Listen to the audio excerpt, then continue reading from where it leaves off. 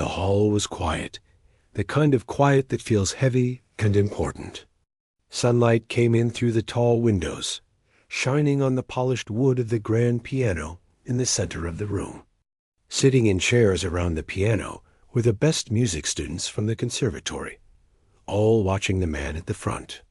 This was the famous composer, a man known for his brilliant music and his sharp, sometimes cruel way of teaching.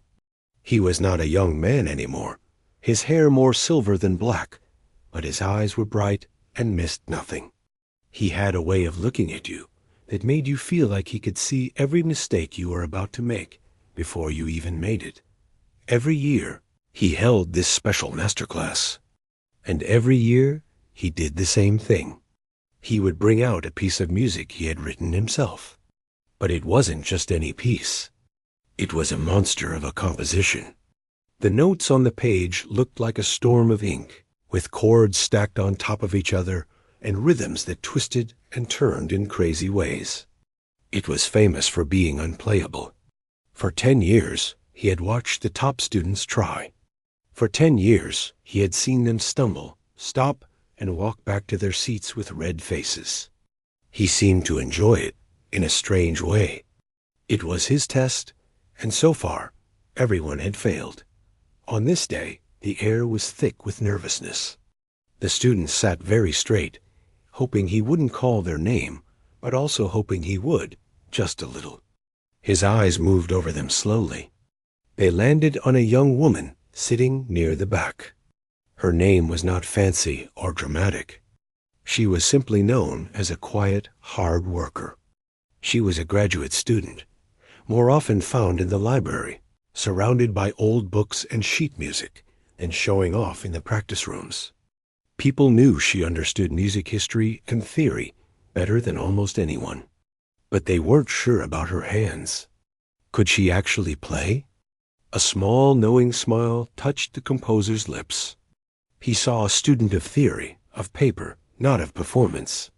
He saw someone who thought about music instead of feeling it. In his mind, this was the perfect person to make his point. "Let's see." His voice cut through the quiet. It was a dry, clear sound. "You, come forward." All heads turned to look at her. She seemed to shrink for a second, then stood up. She walked to the front of the room, her steps soft on the wooden floor. She didn't look at the other students. Her focus was on the piano and on the famous composer now standing beside it. He picked up a worn, thick folder and pulled out several pages of handwritten sheet music. The paper even looked angry, covered in scribbles and wild notations. He placed it on the music stand of the piano with a deliberate thud. "An exercise," he announced, not just to her, but to the whole room. "A little puzzle of mine. It separates those who play from those who merely think about playing." He was setting the stage. He was telling everyone what was about to happen. He was saying, without saying the words, that she was a thinker, not a player. A few students shifted in their seats, uncomfortable but fascinated. This was why they came to his classes. It was like watching a high-wire act. Knowing the net was far below Dot, the young woman sat on the piano bench. It was cool under her hands. She looked at the music. Close, it was even worse. The notes jumped all over the staff. There were symbols and markings she had only read about in advanced textbooks. The first few measures alone looked like a mountain too steep to climb. She placed her fingers lightly on the keys. They were good hands, strong from practice, but they looked small against the challenge in front of her. She took a slow, deep breath, trying to calm the flutter in her chest. She could feel everyone watching. She could feel the composer's gaze on the side of her face, waiting. "This opening," the composer began, his voice taking on a lecturing tone. He was not just letting her play. He was narrating her failure before it happened. "You see the stretch here? An octave jump while the thumb holds this minor seventh. It requires a span few pianists possess. It is a physical barrier, not just a musical one.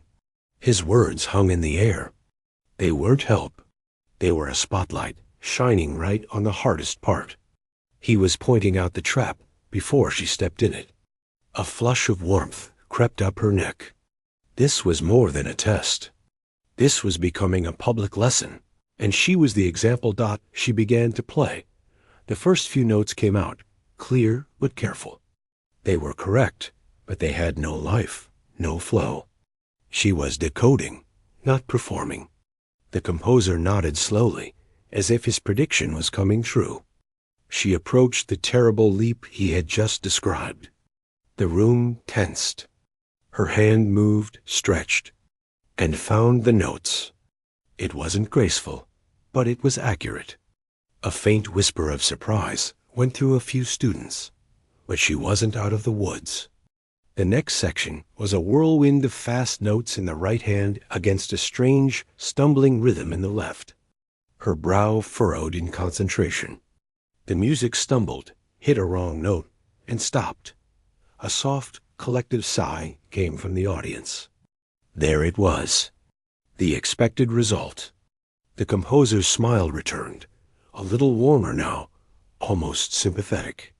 "As you see," he said, turning to the class, "the mind can know the path, but the hands must walk it.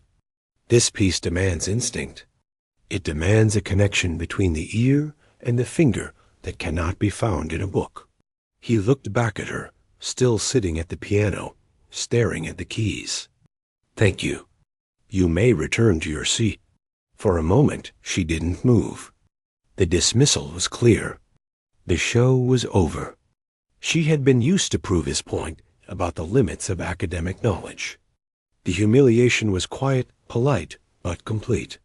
She was the before picture. The thinker who couldn't do ... but then, instead of standing up, she did something strange. She reached out and very gently turned back to the first page of the manuscript. She leaned in, her eyes scanning the notes not with fear now, but with a fierce, quiet intensity. She ignored the composer. She ignored the room. She was having a silent conversation with the paper in front of her. The composer paused, his eyebrow raised. "Is there something wrong?" he asked, his tone suggesting she was wasting time. She didn't answer him directly. Instead, she spoke softly, almost to herself, but in the silent room, everyone heard her. "The second page. It's in a different ink. The handwriting gets faster, more frantic here." She pointed to a spot on the page. Then her finger moved down. "This chord progression. It doesn't resolve. It can't, not unless..."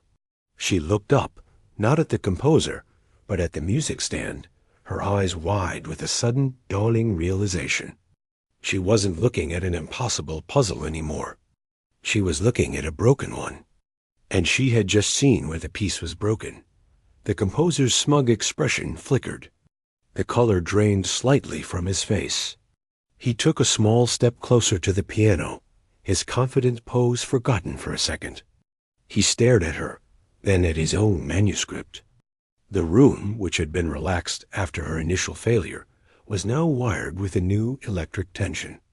Something had just changed. The script was flipped. The young woman at the piano slowly brought her hands back to the keys. This time, they weren't trembling. They were poised, ready. She took one more look at the frantic, handwritten notes, and a calm settled over her features. She was going to try again. But this time, she wasn't just going to play what was written. She was going to finish it. The air in the room, which had just begun to relax, suddenly pulled tight again. All eyes were locked on the young woman at the piano. She had been dismissed. The lesson was supposed to be over. Yet here she was, not leaving her seat, but turning back to the first page of that terrifying music. The famous composer stood frozen beside her. His polite, almost pitying smile was gone. In its place was a look of pure confusion, quickly hardening into annoyance. This wasn't how his masterclass worked. Students did not ignore his dismissal. "I said, you may return to your seat," he repeated, his voice colder now, a sharp edge cutting through the quiet. But she didn't seem to hear him. Her entire world had shrunk down to the manuscript on the stand. Her finger was still pointing at that spot on the second page. "The ink changes here," she said again, this time a little louder, her voice not defiant, but certain. It was the voice of someone who had spent hundreds of hours in dusty archives, comparing handwritten scores, learning the stories they told beyond the notes. Your pen was running out of ink. Or you were frustrated. You switched pens right in the middle of this measure. A few students in the front row leaned forward, squinting as if they could see the change in ink from their seats. The composer said nothing. "He just stared." She continued, her finger tracing an invisible line across the page. "And this isn't a mistake. It's a gap. This chord sequence." She played 3 dark, clashing notes, the sound jarring in the silent hall. "It's asking a question. The music is screaming for an answer, for a resolution right here. But the answer isn't on this page. Or the next." She looked up at him then, and for the first time, their eyes truly met. Her gaze wasn't challenging. It was inquiring, curious, like a scholar who had found a fascinating error in an old text. "This piece, it's unfinished, isn't it? You never finished writing it." A ripple of whispers swept through the room. Unfinished? The great composer's famous impossible piece? The one he used to humble the best students? It wasn't a complete test, it was a broken one? The composer's face was a mask, but his neck had flushed a deep red. He crossed his arms tightly over his chest. "That is an arrogant assumption," he snapped. "The piece is exactly as intended. Its difficulty is its point. Not everyone can hold complex, unresolved tension in their mind." "But that's just it," she said, turning back to the piano. "It's not unresolved. It's cut off. It's like a sentence without a verb." Her hands hovered over the keys. "The logic is all here. It's in the patterns you built in the first 20 measures. You set up rules, a musical language. And then, right here," she tapped the page fiercely, "you stopped speaking in the middle of a word." The humiliation was supposed to have been hers. He had tried to make her a quiet example of theory without practice. But now she was calmly, methodically turning the spotlight onto him. She wasn't complaining it was too hard. She was diagnosing it as incomplete. It was a different kind of criticism, one that went straight to his work as a creator. He tried to regain control. "Your task was to perform what is written, not to psychoanalyze the composer from inked blots," he said, his voice booming with authority. "This is a performance masterclass, not a history lecture. Now, for the final time, what if I play the question?" she interrupted softly. "And then answer it?" The room went so quiet, you could hear the hum of the lights overhead. The audacity of the question hung in the air. Answer it? She wasn't just proposing to play his impossible piece. She was proposing to finish composing it for him, right here, on the spot. A strange, tense smile finally broke through the composer's stony expression. It wasn't friendly. It was the smile of someone who has been pushed into a corner and decides to let their opponent hang themselves. He waved a hand, a gesture of sarcastic permission. "By all means," he said, the words dripping with disbelief. "Enlighten us. Provide the answer that has, apparently, eluded me for a decade. Let us all hear the conclusion that lives in your library books." His sarcasm was thick. He was inviting her to fall harder, to fail not just at playing, but at the sacred act of creation itself. He stepped back, leaning against the wall, his posture now one of someone waiting for a car crash. The pressure was immense. Before, she only had to play. Now she had to invent. She had to climb the mountain and draw a new peak on the map. She closed her eyes for a long moment. She wasn't just remembering the notes on the page anymore. She was hearing the music behind them. The ghost of the piece it was meant to be. All those hours in the library, studying not just how composers wrote, but why they made certain choices, flooded into her mind. This wasn't about showing off. This was about solving a problem. A beautiful, complex, frustrating problem that had been sitting in front of her this whole time. Her hands settled on the keys. This time, they didn't look small. They looked capable. Sure, Dot, she began again from the start. But it was different. The notes from the first page, which had been careful and stumbling before, now flowed. She wasn't fighting the music anymore. She was listening to it. She played through the terrible leap, not as a scary obstacle, but as a thrilling, necessary jump. She reached the whirlwind section, and her left hand found the strange rhythm, giving it a pulse, a heartbeat. She was playing his music, but she was breathing life into it. And she was driving everyone, note by note, toward the cliff edge, the place on the second page where the music stopped making sense. The composer, leaning against the wall, had stopped smiling. He was staring, his head tilted slightly. He was hearing his own creation, played with an understanding that shook him. It wasn't perfect, but it was musical. It had intention. Dot. She arrived at the terrible clashing chord. The question. She played it, letting its dissonance ring out, ugly and demanding. Dot. Then she paused. Her left hand held down one soft, deep note from that chord, a single thread of sound. Her right hand hovered. Dot. This was the moment. The impossible task. The whole room leaned forward as one. The composer uncrossed his arms, his body tense, and then her right hand moved. It didn't leap to a crazy chord. It drifted, gently, sadly, to a simple, quiet series of 3 notes. They were not fancy. They were not showy. But they were right. They felt like a sigh. Like letting go. It was an answer that didn't shout, but whispered. It resolved the tension, not with a bang, but with a quiet acceptance. The note from her left hand faded away. Silence. The silence of failure. But the silence of awe. The silence that followed wasn't empty. It was full. It was thick with the echo of those 3 simple notes. For a long moment, no one moved. No one coughed. You could have heard a pin drop on the carpet. Every person in the room was stuck in that moment, replaying what they had just witnessed. It wasn't a huge, flashy ending. It was the opposite. It was quiet and final, like closing a book after a good last line. The young woman kept her hands on the keys for a second longer, her head bowed, as if listening to the music leave the piano and vanish into the air. Then, slowly, the spell broke. A student in the second row let out a breath they didn't know they were holding. It was a shaky, surprised sound. Next to them, someone shifted in their chair, the fabric of their jacket rustling loudly in the quiet.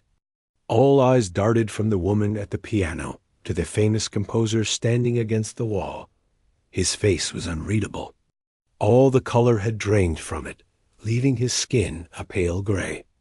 The annoyed, confident look was completely gone. In its place was something raw and open shock. His arms hung loosely at his sides. He was just staring at the piano, at the girl, at the manuscript on the stand. He looked like a man who had just seen a ghost, and the ghost was a piece of himself he had buried long ago. The young woman finally lifted her hands from the keys and placed them in her lap. She didn't turn to look at him. She didn't look at the applauding crowd, because no one was applauding yet. They were too stunned. She just looked at the handwritten pages in front of her, a faint line of concentration still between her eyebrows. As if checking her work. It was the composer who moved first. He pushed himself away from the wall, his steps slow and deliberate, like he was walking on ice. He didn't go to her. He went to the piano's music stand. He leaned in close, so close his nose was almost touching the paper. His eyes scanned the frantic notes, stopping at the very spot she had pointed to, the place where the ink changed, where the music ran into a wall. He followed the lines with his finger, silently tracing the path of his own creation, a path that had just been extended by someone else's hands. His lips moved slightly, forming no sound, as if he was reading the notes she had just played from memory. The room remained in that heavy, waiting silence. No one dared to speak. This was no longer a student performance. This was something private, something happening between a composer and his music, with an unexpected guest in the middle. Finally, he spoke. His voice was different. The dry, cutting tone was gone. It was quiet, almost rough, as if he hadn't used it in years. "Play it," he said. He didn't say her name. He didn't look at her. His eyes were still glued to the page. "Play it again."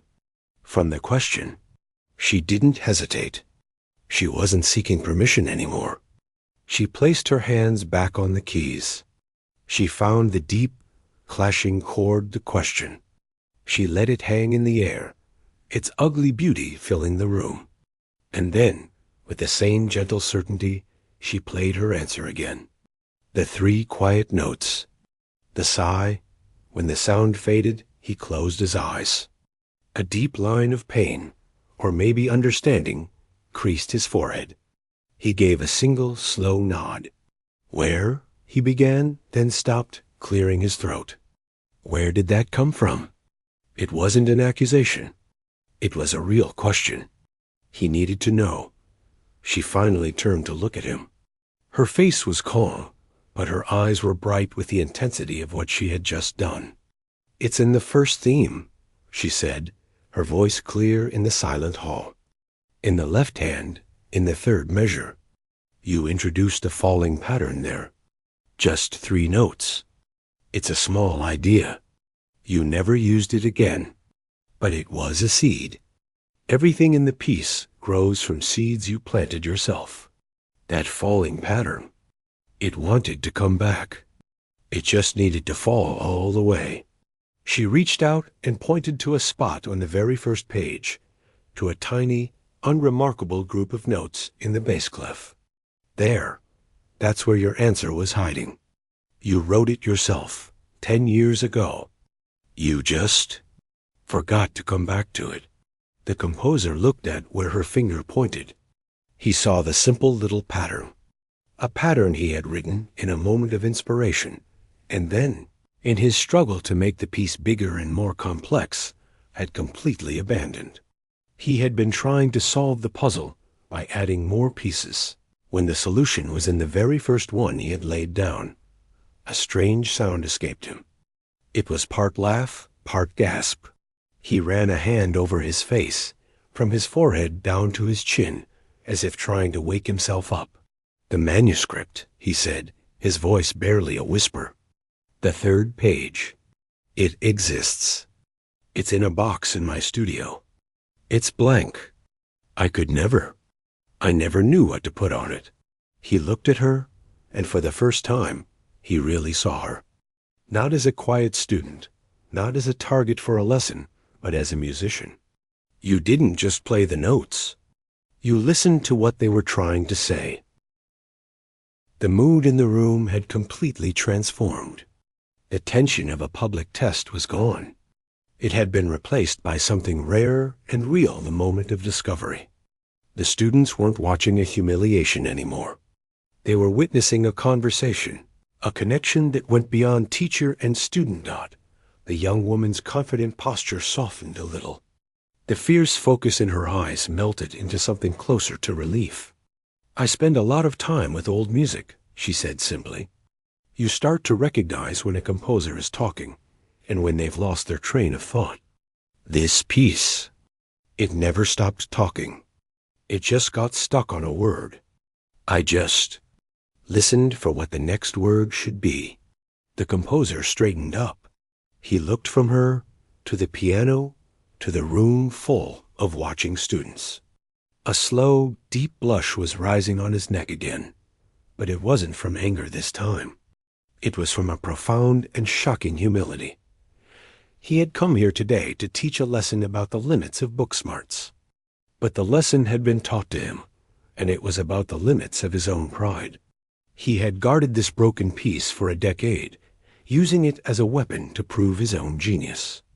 And in 20 minutes, a quiet girl from the library had not only disarmed him, she had fixed the weapon and handed it back to him, more beautiful than it had ever been. He didn't know what to say. Thank you felt too small. An apology felt too big for this public space. So he did the only thing that felt right. He turned to the room, to all the wide-eyed students, and in a voice full of a new gravelly respect, he said, "That is what it means to listen to music. Not just with your ears, but with your whole mind, with your history." He looked back at her, a world of unspoken words in his gaze. The challenge was over. Something else had begun. The room stayed quiet for a few more heartbeats, but the silence had changed. Before, it was the sharp, waiting silence before a storm. Now, it was the soft, full silence after rain. The air felt clearer. The students were still in their seats, but they were leaning forward, not with nervousness, but with a kind of wonder. They had just seen something they would talk about for years. The famous composer was still standing by the piano, looking at the young woman. His expression was complicated, a mix of shock, respect, and a deep personal sadness. He opened his mouth to speak, closed it again, and instead just gestured with his hand for her to stand. Slowly, she rose from the piano bench. Her legs felt a little shaky now that it was over, like the adrenaline was draining away. She kept her eyes down, looking at the familiar pattern of the wooden floor. She didn't know what to do next. The script for this masterclass had run out. There was no next step for a student who had done the impossible, but the composer was writing a new script, right in front of everyone. He turned to face the room fully, putting himself between her and the watching students, almost as if to shield her from the sudden intensity of their attention.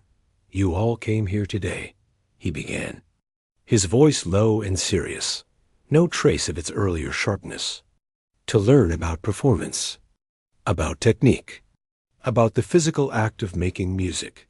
He paused, clasping his hands behind his back. He looked older now, not in a weak way, but in a thoughtful, weight-of-years way. "I have spent a lifetime thinking I understood what that meant. I believed it was about control, about imposing your will on the instrument, on the notes, on the very air in the room." He glanced back at the piano, at his manuscript, which now seemed like a different object entirely. "This piece, Labyrinth's Echo, I have carried it with me like a stone for 10 years. I believed its difficulty was its purpose. I believed that by making it a wall too high to climb, I was proving something about the mountain." He gave a small, sad shake of his head. "I was wrong. I was protecting a wound and calling it a masterpiece." He turned slightly, his gaze settling on the young woman who stood quietly beside the grand piano. "She did not climb the wall I built. She did not even try to. She listened to the stones. She heard the story they were trying to tell, and she found the door that was there all along." He wasn't praising her technique. He wasn't saying she had the fastest fingers. He was talking about something much deeper, understanding, empathy for the music itself. "What you witnessed," he said to the room, "was not a better performance. It was a different kind of work altogether. It was the work of a musical mind, a detective of the heart. This is what happens when study is not just memorization, but conversation. A conversation across time with the person who made the marks on the page." He fell silent for a moment, letting his words sink in. The students were utterly still. This was a confession, not a lecture. It was more valuable than any technical tip he could have given. Then he did something that made a soft gasp go through the room. He walked to the music stand, carefully gathered the pages of his precious, chaotic manuscript, and held them out to the young woman. "These," he said, his voice firm, "do not belong to me anymore. Not as they are. They belong to the puzzle. And you have shown you understand the puzzle better than its maker." She stared at the papers in his hands, her eyes wide. She didn't reach for them. This was too much. "I couldn't," she whispered. "You must," he insisted, his tone leading no argument. "Take them. Study them. The third blank page is in my studio. I will have it sent to you. If you would be willing to write out what you just played, to finish the thought. Not for me, for the piece itself." It was an incredible offer. It was an invitation into his private creative world, a world he was famous for guarding fiercely. He wasn't just giving her his music. He was admitting she was now a part of it. Hesitantly, she reached out and took the pages. The paper felt heavy, charged with a decade of frustration, and now a strange new hope. She held them to her chest.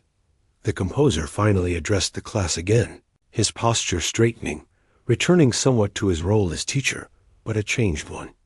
"The lesson for today, for all of us, is this: do not worship the obstacle.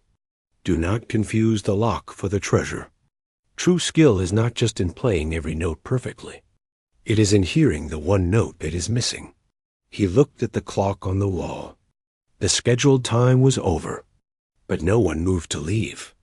"Class is dismissed," he said quietly. Slowly, the students began to gather their bags, the spell breaking into a low hum of excited whispers. They filed out, casting long, lingering looks back at the two figures still standing by the piano. Soon, it was just the two of them in the big sunlit room. The composer let out a long, weary breath, the full weight of the morning seeming to settle on his shoulders. He looked at the young woman, who was still clutching the manuscript. "I owe you an apology," he said, the words simple and direct. "I called you forward today to make a point. I assumed your quietness was a lack. I was cruel. It was unworthy of a teacher." She shook her head, not in forgiveness, but in dismissal of the need for a big moment. "You were testing. I took a different test than the one you handed out." A real, genuine smile, small and tired, touched his lips for the first time. "You did?" He looked at the piano one last time. "That ending, those three notes, they are correct. They are the only thing that could be correct. How long have you known?" She thought about it. "I didn't know until my hands played it," she admitted. "But I felt it was there. From the first time I heard a student try this piece last year, it sounded like someone telling a story and forgetting the ending. It bothered me. So I listened to every recording of your work I could find. I looked for your patterns, the way you think." He was amazed. She hadn't prepared for his masterclass. She had prepared for him, for the mind behind the music. Her humility wasn't a lack of confidence. It was the deepest kind of confidence there was, the kind that comes from truly knowing your subject. "Come to my studio tomorrow," he said, not as a famous composer to a student, but as one colleague to another. "We will look at that blank page together." He gave her a final nod, then turned and walked out of the hall, leaving her alone with the piano and the pages in her hands. She stood there for a long time, the afternoon sun warming her back. The impossible piece was now a bundle of paper in her arms. The impossible task was now an invitation. The quiet, hard worker from the library had just rewritten the rules of the game, not by being the loudest, but by being the one who listened closest. The echo in the labyrinth had finally been heard, and it had changed everything. The story of what happened in the masterclass didn't just spread through the conservatory. It became the conservatory. For weeks, it was the only thing anyone talked about in the practice rooms, the cafeteria, the hallways. It was told and retold, each time with a little more wonder. The quiet researcher, the composer's famous trap, and the 3 simple notes that changed everything. But for the young woman at the center of it all, life didn't suddenly become a whirlwind of fame. It became something better. It became focused. The morning after the masterclass, a thick, plain envelope was waiting for her in her student mailbox. Inside was a single, crisp sheet of high-quality music manuscript paper. It was completely blank, just as he had promised. At the top, in the same frantic handwriting she now knew so well, was scribbled, "Page 3." Nothing else. It was the ultimate test, but it no longer felt like a test. It felt like a shared secret.